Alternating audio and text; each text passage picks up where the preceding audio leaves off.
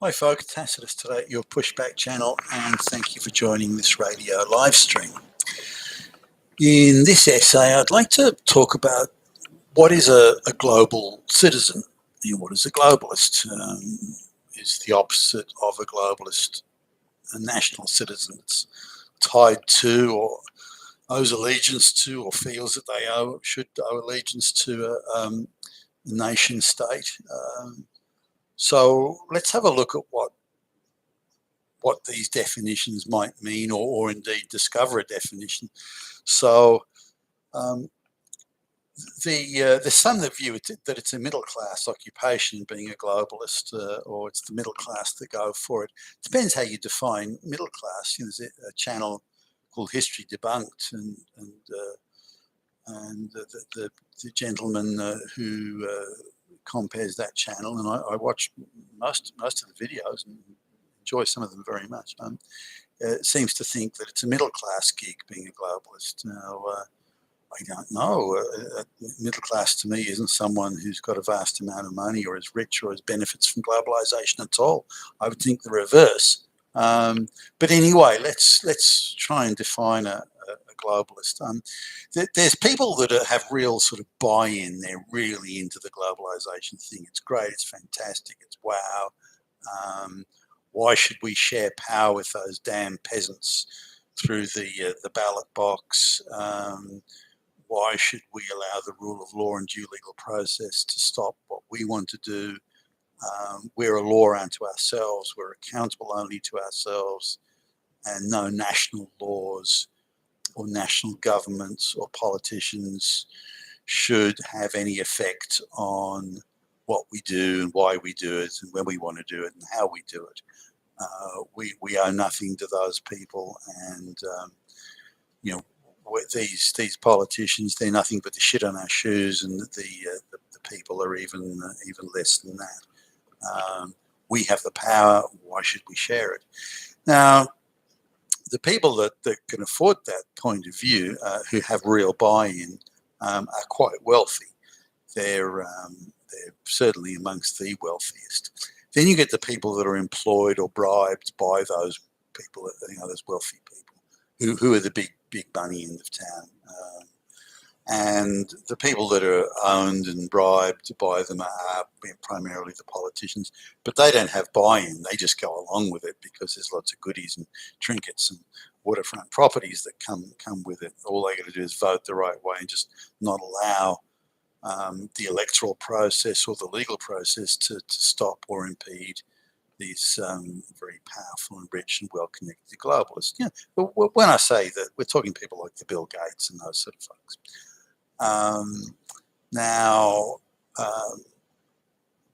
And they could be anywhere in the world. Not all of them come from rich Western democracies. There's some very rich people all around in places that have got democracy in name only, if at all. There's some filthy rich people in Bangladesh and Pakistan that are dirt poor basket case countries. There are filthy rich people in India that's a dirt poor basket case country.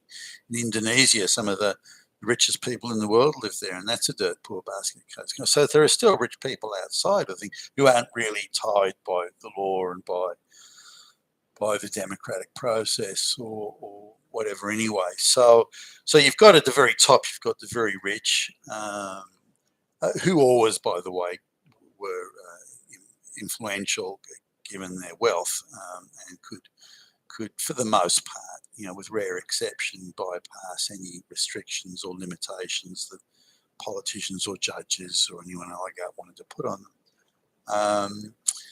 Then, as I say, you get the people that are sort of bribed to go along with it. Then you get the people that sort of do okay out of it and they don't really oppose it. And then you get the ones that these are the ones that I meet the most of, where they're quite well to do. They've got their $5 million house, which in Sydney, by the way, isn't a massive sum of money for a house anymore. They've got their $5 million house, they've got their $1.5 million yacht, and so on. So they're doing fine. They're not far from being on the bones of their ass. But they're hardly well-informed people, and they perceive that things like mass migration is good because then they get cheaper people to come and clean their house, and clean the pool and do the mow the lawn and that type of thing. And so they think that's a good thing, and they're surrounded by people and interact with people day to day, typically who see cheap labour to come and work at their businesses and so on. Now, a lot of these people have businesses that are part of the crony economy. They're not businesses where they're producing high quality goods and services and winning the business, as it were. Having the best price or the best product or the best service. Far from it. They're plugged very much into the crony economy where buddies and friends and people that know each other from private school days and through university just do favours for each other. One of the richest schools most expensive schools, rather, high schools in Australia, there's a real sort of network of people who are ex that school. And when someone's got a vacancy for vice president or something at their company or their business, they will then go to various key people in this group, ex this high school, part of the network, and say, look, I'm looking for a VP. Do you know anyone that might suit? And then these people, their job is to keep an up to date, if you like, database of who's available and what they're doing. And you can pick up Billy Bob will be available for that. He's just finishing this, or he doesn't want to do what he's doing, or he's taking a year off going fishing or something, and that sort of thing. And then here's Billy Bob's number. And then a couple of days later, after maybe a phone call and a cup of coffee, Billy Bob's announced in the business media pages he's the new vice president. There's no interview or anything. It was just it. You're from that school. You're one of us. You're sort of underwritten, if you like, and proven as one of the boys. And so the job's yours purely on that basis. Now, whether Billy Bob's any good at it or not, or knows what the fuck he's doing, or has made a mess of everything in the past, kind of doesn't really matter. He's part of the brethren, and that's the issue. So these people, these passengers, they're doing all right, but these passengers, they don't really understand the implications of globalization, but they think that it's great to have all this cheap labour around, and it convinces them of their greatness and their position in society. So, but they don't particularly understand the ramifications of it. And they say things like, well, I don't mind if all these brown and black people are brought in, as long as they don't live anywhere near me. I don't want them in my suburb unless they're coming to mow my lawn. So they're quite racist, really, in they don't mind these people coming in, provided they don't come anywhere near me. So that's that. Then you sort of get the high school sociology or college gender studies sociology kids that have no idea what they're talking about. No human being is illegal, boo, and that sort of thing. And these people have got no concept of any reality. They're the ones that are doing the climate change placard waving and all that sort of stuff. So those are the pro-globalist or those who are not anti-globalist. Now, if you explain to the people saying, well, no, human being is illegal, and you explain to them that, well, it's these rich, evil, straight white men that are making lots of money out of this. Oh, no, well, I don't want that then. I don't want those people coming in. Now the media, anything negative to globalization isn't allowed in the media, but those are the people for it. Now the people who are against it are the ones that suffer from it, and can feel and see their neighbourhoods going to pieces, their schools becoming unmanageable, their health services going down the gurgler, their suburbs turning into shitholes run by black and brown street gangs and so on. They see all that, and they think, hey, this mass migration and multiculturalism is not so good. People who are losing jobs because of the quotas and affirmative action systems, people see that they're being denied jobs, denied promotions, all sorts of things, simply because they're white or male, then they see it and they're against it. So there's more people who are suffering from globalization that are benefiting. Things like sending jobs offshore to cheap peasant labour economies and things like that. So now, I should be a globalist. I was, for still travel, but for years I travelled the world. At a hectic pace, going here, there, and everywhere.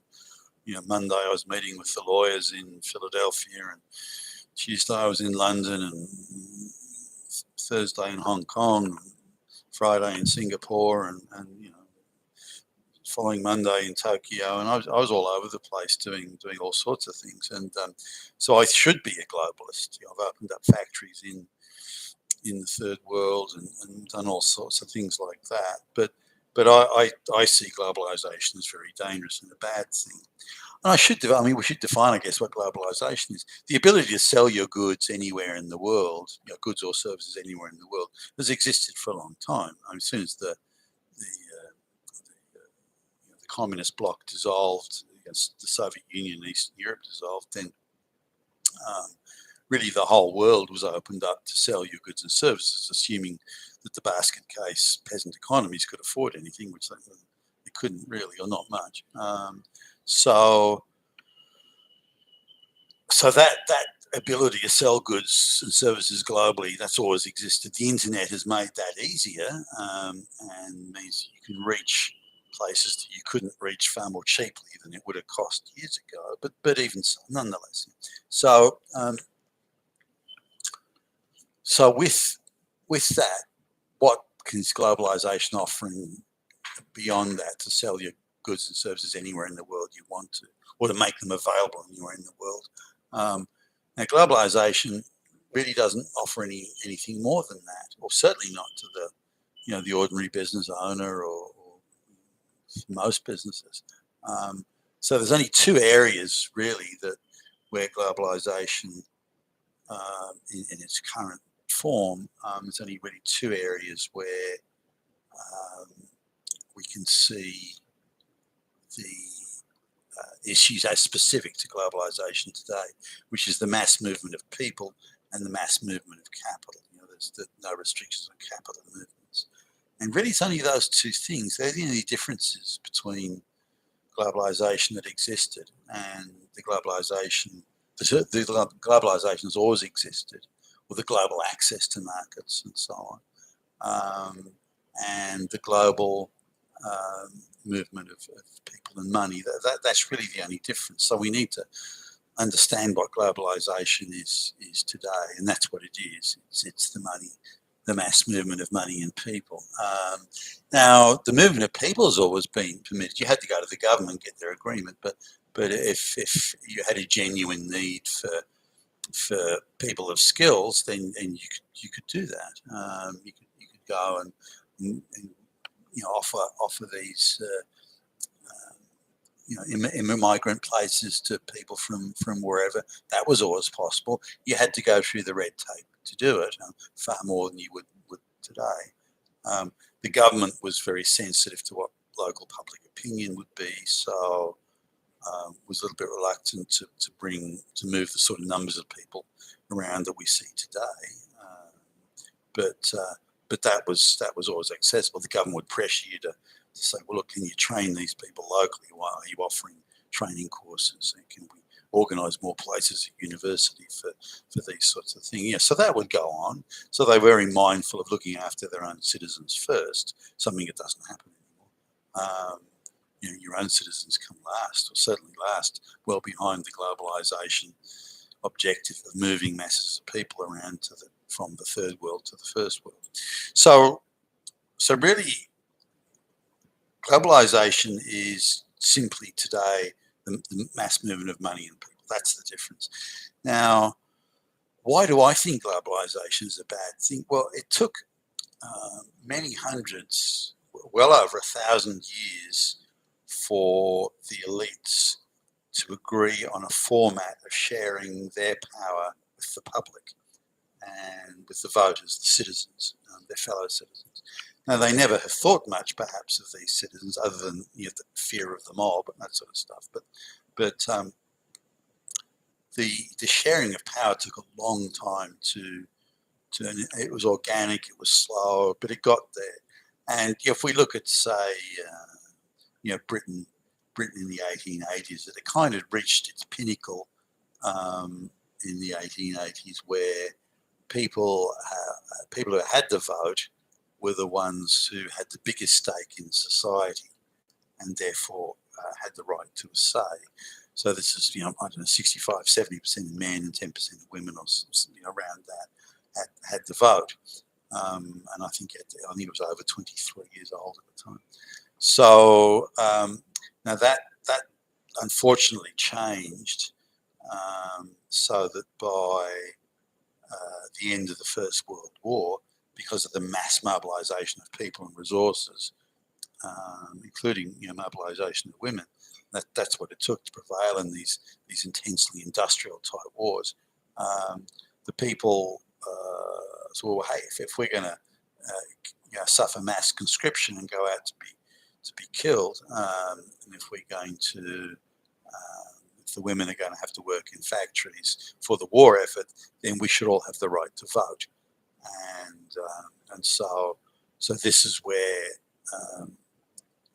the universal franchise situation, where everyone had the vote. If it hadn't been for those industrial wars, World War I, World War II, I doubt it ever would have happened, or certainly not in the thing we see it today. Those wars were the worst thing that could have ever happened to democracy, because of that titanic nature of the struggle, the industrial war. It really was incumbent on governments to give the vote to people that shouldn't really have had the vote. Having said that, if you're required to lay your life down in mass mobilisation to protect the state, which is primarily the interest of the elites, then you should have some sort of say in the government, I believe.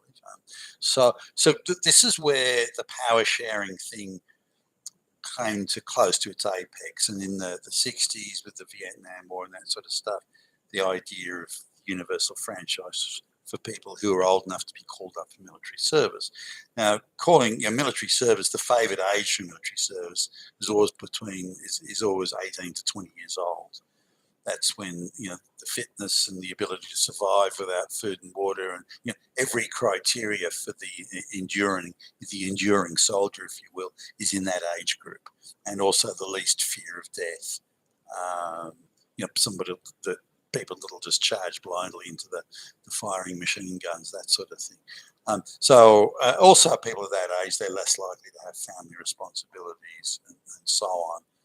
So less likely to be concerned, well, if something happens to me, what's going to happen to the kids? Whereas an older man would think that.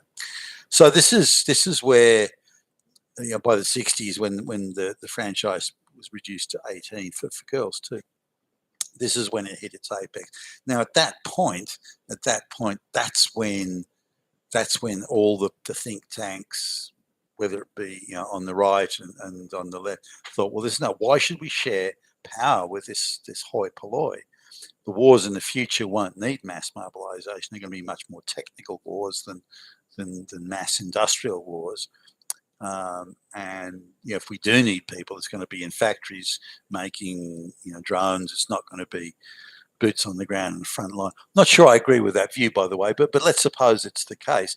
It's, well, we don't need, we did need these people for a mass mobilisation war, but that need doesn't exist anymore. We therefore don't need them. The hoi polloi, the bums on the street, the great unwashed. We needed them as soldiers to die for us. Now we don't need them. So why should we share power with them? Why should we share power with these fucking bums when we don't need them? So that's really where it went with globalization, and the elites said, well, we don't have to share power with these people. Why should we? Why should we share our money with them? They're nothing but peasants at the end of the day, just like the peasants sort of in the third world. They're pretty much interchangeable. And given how most employment now is automated and checklist based, then pretty much anyone can do any job. If we give them a fucking checklist. I don't agree with that, incidentally, but that's the attitude that the globalists take, particularly the big money people. Big money people are very much into this. Give them a checklist. job done. And that's the globalist mentality. So this is where it's gone. It's the power sharing thing. Now, when you don't have power sharing, you have the classic sort of dystopian tyranny sort of thing, which is what we're seeing play out today. We're seeing in the United States, the Justice Department that is simply there. Yeah, every organ of government now, including the FBI and all that, every organ of government exists to ensure the globalist project goes ahead and to suppress any challenge to the globalist project. That's sole purpose of their existence now. If they get any time left over, then maybe they go after real criminals, but the real criminals now are just background noise. They're just background noise. The real issue is making sure no one can oppose or obstruct the globalist project. That is all that matters, and all these organs of government have been handed over to that purpose. The FBI, the CIA, Department of Justice, Department of Homeland Security, all of it is just there to further the globalist project. So that's where it's at. So a national citizen, someone like me, believes that people with power must and should be accountable. Now, how do you make people accountable if they're international citizens, where they effectively have no allegiance to any country? They're not responsible to any government or elected representative, not responsible to any court or any judge or anything like that. How do you make those people accountable? Because if they're not accountable and they're rich and powerful, then they will become tyrants one way or another. Whether it's gradually through getting drunk on power or whatever it is, but they will get there. Some much faster than others, and that's where we're at. And that's why I think globalization is a bad thing, because it dismantles the mechanisms of accountability that took so many thousands of years to develop. Be they imperfect, and they are, they still, these mechanisms of accountability were vital to not only restricting tyranny and limiting it, but also ensuring the rights of the citizens and their voices were recognised. However imperfect that may be, but it was there. This is all being torn to shreds. In fact, it already has been. No citizen, if you took a vote tomorrow in Australia or any Western country, do you want mass migration? It would get thrashed at the polls. It wouldn't get anywhere. And these globalists, they know that. So well, we won't ask the people. And once that attitude comes, well, we won't ask the people, it's nothing to do with them, those fucking peasants, why should we share power with them? Then that's it. You're already on the road to tyranny, which is where we are now. You've been with Tacitus today at your Pushback channel, and thank you for listening.